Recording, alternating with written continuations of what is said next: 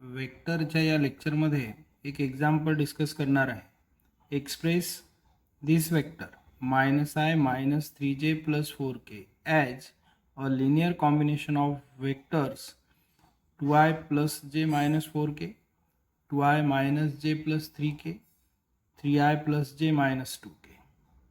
आता इथे पहा, let r bar is equal to -i -3j + 4k, a bar is equal to 2i + j - 4k, b bar is equal to 2i - j + 3k, c bar is equal to 3i + j - 2k. इथे आता express first vector means r bar as a linear combination of these three vectors means a bar, b bar, c bar असं आपल्याला prove करायचं आहे. we have to express r bar as a linear combination of a bar, b bar, c bar यांचं linear combination म्हणून आपल्याला इथे express करायचं आहे. Suppose r bar is equal to x a bar, y b bar and z c bar. आता इथे r bar, a bar, b bar आणि c bar यांच्या व्हॅल्यूज आपण पुट करू. r bar आहे -i -3j + 4k is equal to x, a bar आहे 2i + j - 4k, y, b bar आहे 2i - j + 3k आणि z, c bar आहे 3i + j - 2k. आता इथे x ने या वेक्टरला मल्टिप्लाय करायचं, y ने या वेक्टरला, z ने या वेक्टरला आणि i j k यांचे कोएफिशियंट्स कंपेअर करायचे आहेत. आता इथे आपण थोडं डायरेक्ट लिहिणार आहे. -i -3j + 4k is equal to, इथे बघा 2x 2y 3z i असं मिळेल प्लस इथे x जे आहे म्हणजे 1x म्हणजे x राहील -y आणि आता इथे z 1z म्हणजे इथे प्लस z j असं मिळेल प्लस आता इथे x आणि -4k म्हणजे -4x, त्यानंतर 3y + 3y -2z आणि इथे k असं आपल्याला मिळेल. By comparing we get 2x + 2y + 3z is equal to -1. हे पहिलं इक्वेशन राहील. j चा कोएफिशियंट आहे इथे x - y + z, x - y + z इथे आहे -3. आता याला मी 2 ने मल्टिप्लाय करून टाकतो इथे, किंवा याला आपण इक्वेशन 2 असं म्हणू, नंतर करता येईल कॅल्क्युलेशन. इथे पहा -4x + 3y -4x + 3y -2z is equal to here 4. हे तिसरं इक्वेशन. असे 3 इक्वेशन मिळतील. आता इथे इक्वेशन 1 × 1 असं करू आपण.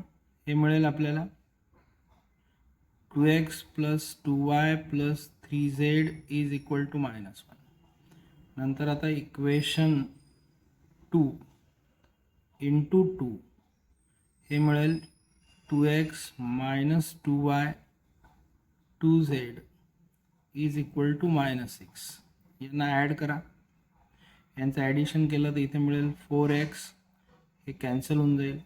इथे मिळेल 5z is equal to -7. Equation number 4 असं मिळेल. आता इथे पहा, इक्वेशन 2 आणि इक्वेशन 3 यामध्ये इथे 3y आहे, इथे yचा कोएफिशियंट -1 आहे. याला आपण 3 ने मल्टिप्लाय करू. इक्वेशन 2 इंटू 3 इम्प्लाइज इथे 3x - 3y + 3z is equal to -9. त्यानंतर इक्वेशन 3 थर्ड इक्वेशन याला 1 ने मल्टिप्लाय करू आपण. आता इथे -4x + 3y - 2z is equal to 4. या दोघांना आपण ॲड करू. इथे मिळेल -x, हे कॅन्सल होऊन जाईल. इथे मिळेल +z आणि इथे मिळेल -5. हे रिलेशन मिळते आपल्याला 5. आता 4 अँड 5 रिलेशन जे आहेत ते XZ मधले आहेत. या दोन व्हॅल्यूज आपल्याला काढता येतील. Now solving equation 4 and 5. आता इक्वेशन 4 पहा, 4x + 5z is equal to -7. Equation 5 आहे -x + z is equal to -5. इथे 4x आहे, याला 4 ने मल्टिप्लाय करा. इथे मिळेल -4x + 4z -20. म्हणजे आपण काय केलं इथे, इक्वेशन 5 इंटू 4, इक्वेशन 5ला 4 ने मल्टिप्लाय, इक्वेशन 5ला 4 ने मल्टिप्लाय केलं, 5ला 4 ने मल्टिप्लाय केलं, म्हणून इथे -4x + 4z -20 मिळालं. आता इथे आपण ॲडिशन करू, हे कॅन्सल होईल. इथे मिळेल 9z, इथे मिळते -27. यावरून z इज इक्वल टू मिळते -3. एक व्हॅल्यू मिळाली. पुटिंग धिस व्हॅल्यू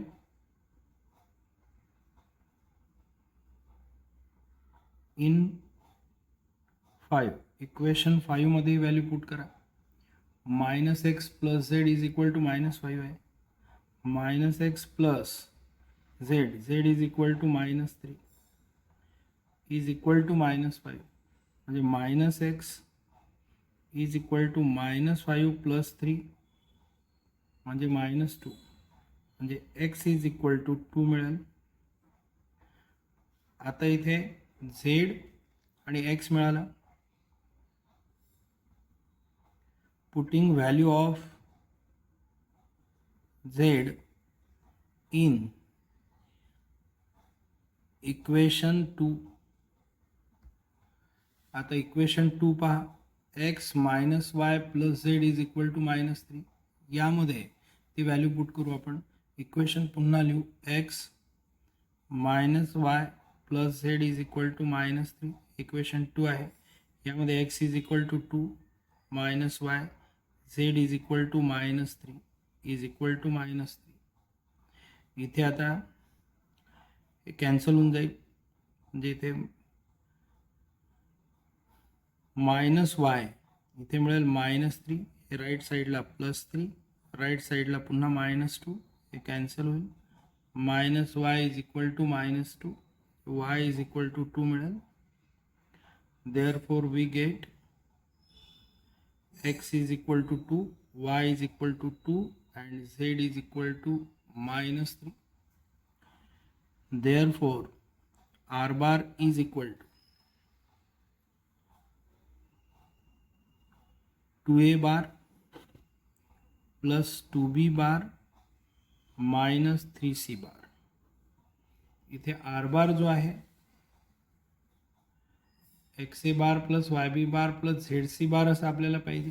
म्हणून आपण इथे आता R bar is equal to 2a bar 2b bar आणि मायनस 3c बार असं होईल. In this way we can express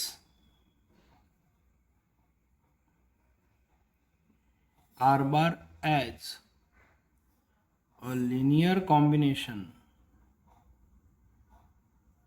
of A bar, B bar, C bar. यामध्ये या पद्धतीने तुम्हाला एक्सप्रेस करता येईल, परंतु आन्सर लिहिताना तुम्हाला असं लिहावं लागेल देअरफॉर इथे आर बार जो आहे तो वेक्टर आपण याला नाव दिलेलं आहे ए बार बी बार सी बार. म्हणून आता इथे असं लिहिता येईल therefore this vector can be expressed as linear combination of these 3 vectors as असं आपल्याला लिहिता येईल. म्हणून इथेच आपण याचं एंड करून टाकू. इथे ए बी सी आपल्याला माहीत आहे, आर बार हे आपण सगळं लिहिलेलं आहे. या पद्धतीने तुम्हाला आन्सर लिहावं लागेल.